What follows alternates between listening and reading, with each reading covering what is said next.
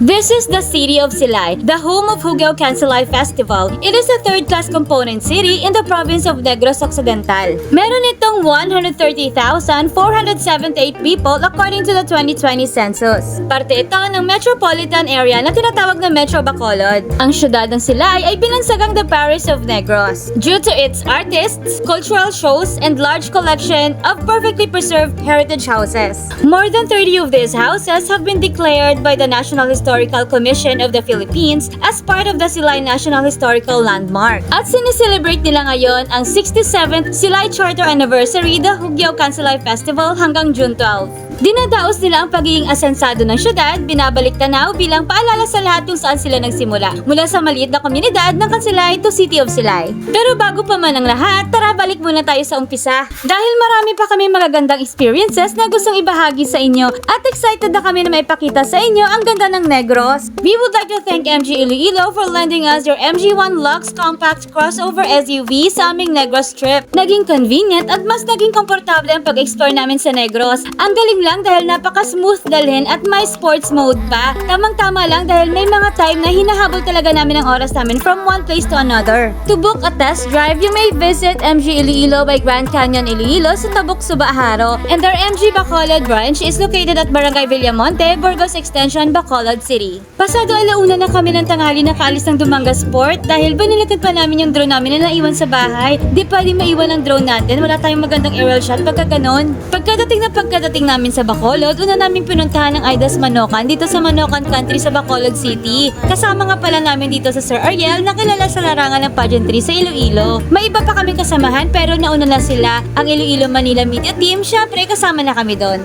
Hi, ang maling owner sa Aidas, si Ma'am. Hey, Ma'am. Teresa. Si Ma'am Teresa. Nakabisit kami sa Aidas Manokan sa may Bacolod. Na-original chicken na sa Bacolod. Oh, the original chicken inasal sa Bacolod. Ang Aidas Manokan, sila lang naman ang original na pinagmula ng inasal na manok na pumatok sa panlasa ng masa. Ika nga nila, di makakompleto ang Bacolod trip mo kung di mo naranasan kumain dito. Salamat Aidas Manokan sa palunch and to the humble owner na si Ma'am Teresa Garcia. Since 1970s. Welcome to Silay City! Pagkatapos namin sa Aidas Manokan, dumiretso na kami sa Silay City dahil napag-iwanan na kami ng mga kasamahan namin at nadaanan namin itong mga lumang bahay na talagang napanatiling maganda. Nakaka-amaze lang talaga kasi halos lahat ng magkakatabi na bahay, puro talaga makaluma para kang bumalik sa panahon ni Maria Clara. At ito na nga ang tinatawag nila na Paris of Negros. Narating na nga namin ang Amara Elizar's Gowns and Suits na pagmamayari ni Ma'am Melrose Saludo Canson. At talagang saludo kami sa inyo Ma'am Melrose sa pagiging mahusay sa larangan ng pagnenegosyo. Nagsimula ang kanyang business pagkatapos niyang ikasal dahil maraming namanga sa kanyang wedding gown. Madalas itong hinihiram ng malalapit niyang kamag-anak at mga kaibigan. Kaya naman naisipan niyang magpatayo ng gowns and suits rental business. At sa tulong ng kanyang tito na mananahi at nagagawa rin ng mga kanyang sinusuot mula pagkabata na isa katuparan nito. Dito makakapag-rent ka na ng full entourage for only 9,000 pesos. Very affordable. Ba't ka pagagastos sa malaki kung kaya naman makuha ng mas mababa na dekalidad at elegante pa? Nagkataon pang nandun din ang reigning Linay ng Silay at ang first and second runners-up kaya di na din ako nagpauli makasubok magsuot ng gowns ni Amara Elizar's. And also, nagmamayari din siya ng SC Food Rider sa Silay. Kaya kung ikaw ay taga Silay City o malapit lang sa Silay at may kailangan ipabili, mag-join na sa kanilang Facebook community group na ipapakita namin sa screen. Kung makikita nyo busy ang state na to, merong maraming nagtitinda, may street food at kung ano-ano pa. Dahil sa ngayon, sineselebrate nilang Hugeo Cansilay Festival hanggang June 12. Dahil nga first time namin dito sa Silay, inikot namin ito at pinuntahan din namin ang Bongawanga.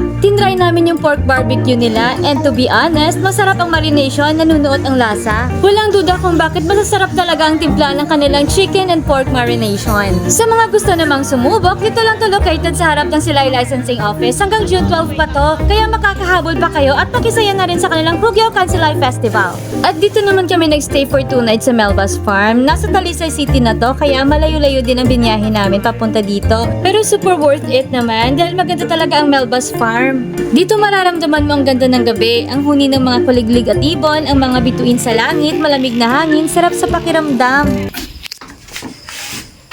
I love it. Ang soft naman ng bed. Ito yung gusto ko na bed. So, tignan niyo ito, water bed. Right? The owner here really matters about the privacy.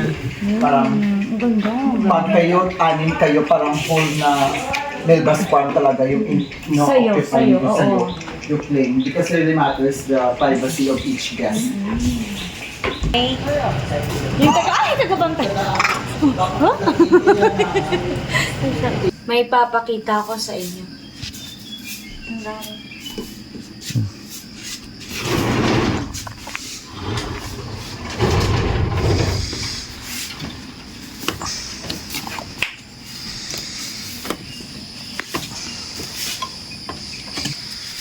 Gubat pala. May. At ganito naman siya pag umaga. Sobrang ganda ng umaga pag nasa Melba's Farm ka. Nakaka-relax yung feeling na wala kang ibang alalahanin kundi ang magpahinga. Nakaka-refresh ng mind. Ito yung moment na gustong-gusto mo. Kahit isang araw lang yung tahimik na buhay at malayo sa ingay ng syudad. Sa Melba's Farm, feeling namin nasa Bali, Indonesia kami. Yung setup ng bahay, napapalibutan ng maraming puno. Mafe-feel mo na you're connecting with nature. Thank you so much to the owner, Sir Alvin Carranza, and of course to Miss Cherry Louise and to Miss Leonila Garcia of Asian Traveler Magazine for inviting us. Mayat may umalis na din kami para bumisita sa Mersey Pasalubong Factory. Nag-tour sa loob ng factory, nag-picture-picture at kumain ng Mersey product syempre. Sa Mersey, tanan malamit. Sa Mercy, tanan malamit!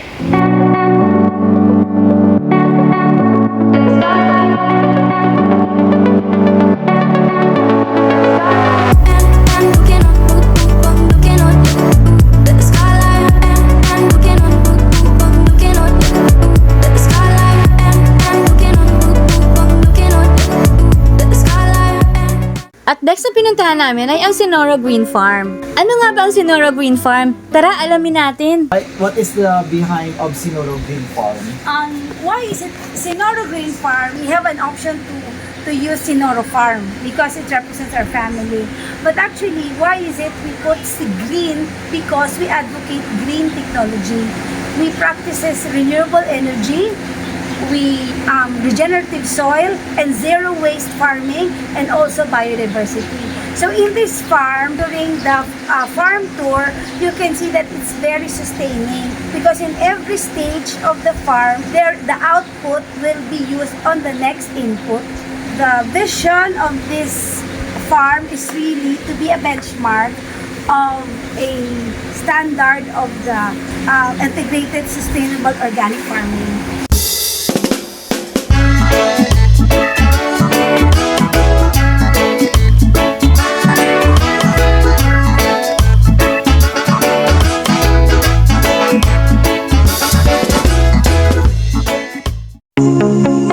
Last stop namin sa araw na to, ang Cradle Massage and Wellness Living. Meron din sila ditong salon services, nails, and facials. And we were lucky enough to meet the owner, Mrs. Annalisa F. Lacson, and her supportive husband, Mr. Philip, along with their sons. Shinare sa amin ni Ma'am Annalisa kung paano nagsimula ang Cradle at kung paano ito napalago. It was a very inspiring story indeed. At pina-experience niya din sa amin ang massage service nila. Tamang-tama lang dahil may iniinda talaga ako ng muscle cramps sa bandang shoulder ko at after massage, na-feel ko na nawala na yung muscle cramps ko. Thank you Cradle Massage and Wellness Living for pampering us. At isa sa nagustuhan namin sa Cradle, malinis at relaxing ang ambience. Cradle Massage and Wellness Living is located at Lacson Street, Mandalagan, La Luz Building, Bacolod City.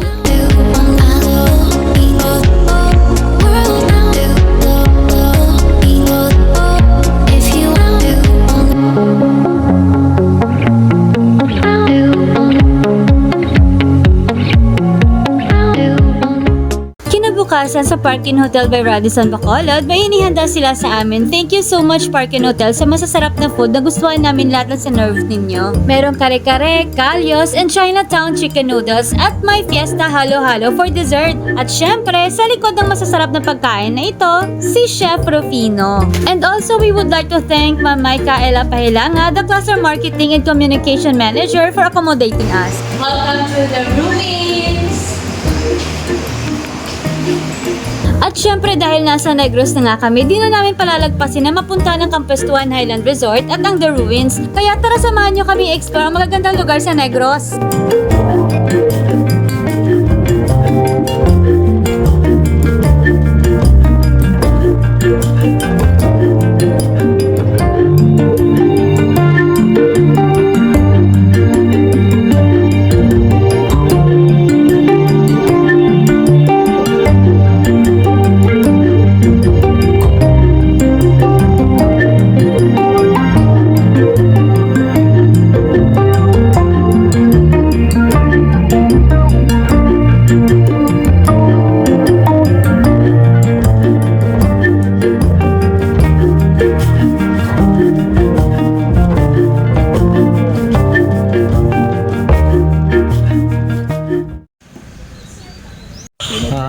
Aggressive. Hindi aggressive ba? Basta hindi lang pagpalapitan. Ano lang siya, ng threatened or agitated. Ah, okay. Ikaw, hawakan mo. To overcome your fear. To overcome your fear. Hawakan mo siya. Ayos na! Video mo ako dahil. Hawakan mo, ma'am. Hawakan mo. Hindi magano yan. Sige. Ay, sige pa. Wala bang Hindi. May ngipin po. Kahit pero hindi mga na- bata, kahit mga maliit na bata, gusto nila. Wait, paka...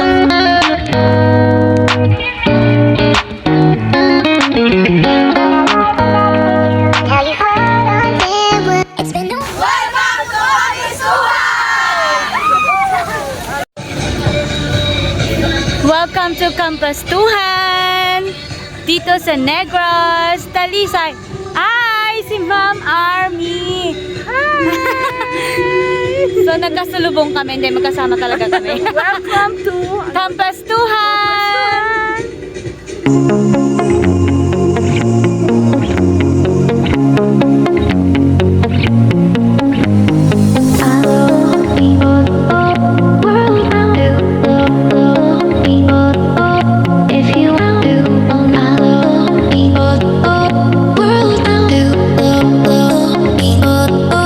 If you want to, all night long, world down to 1, 2, 3, go! Woo!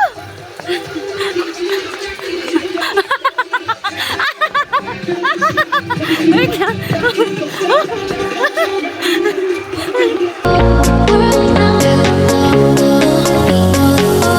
if you want to, all night long, world down to if you want to, all night long, world down to if you want to, all night long, world down to if you want to, all night long, world down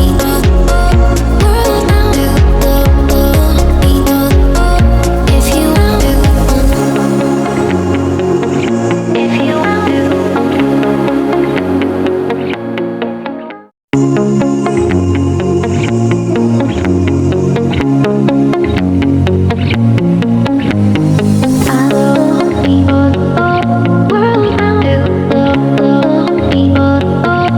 if you want to, if you want to. If you want to, all night long, world down to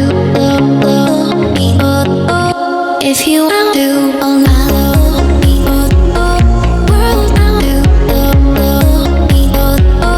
if you want to, all night long, world down to if you want to, all night long. Thank you, Negros. Hanggang dito na lang. See you again on our next vlog. Bye! If